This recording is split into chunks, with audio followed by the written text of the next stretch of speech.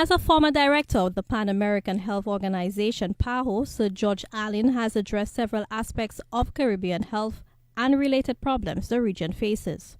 Given the rise of the childhood obesity epidemic in the Caribbean, Sir Alleyne saw it fitting to highlight the growing issue during his delivery of the 3rd annual Lady Marilyn Floissac Memorial Lecture. I pointed out the gravity of the situation. I pointed out some of the data that show how serious a problem it is. But I also try to address some of the remedies that need to be taken by society as a whole.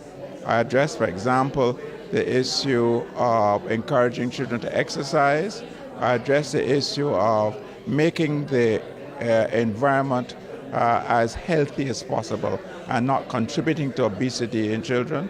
So I address the issue of possibly imposing taxes on sweetened beverages to reduce children's consumption of sweetened beverages.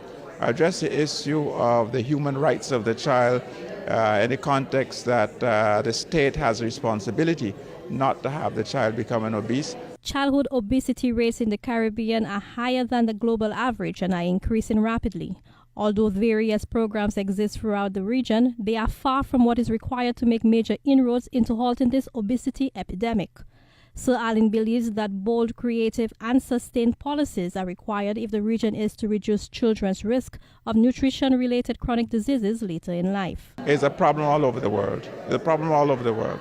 The whole idea of addressing childhood obesity, people have recognized it for a long time, but they come to the fore more critically now as people realize that obesity in children is leading to many disorders in the future.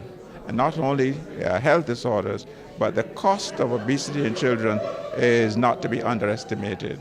The Lady Marilyn Floissac Memorial Lecture, which began in 2015, is held annually in honor of Lady Marilyn Consuela Teresa Floissac, who served as the head of the former School of Continuing Studies of the University of the West Indies until her retirement in 1993.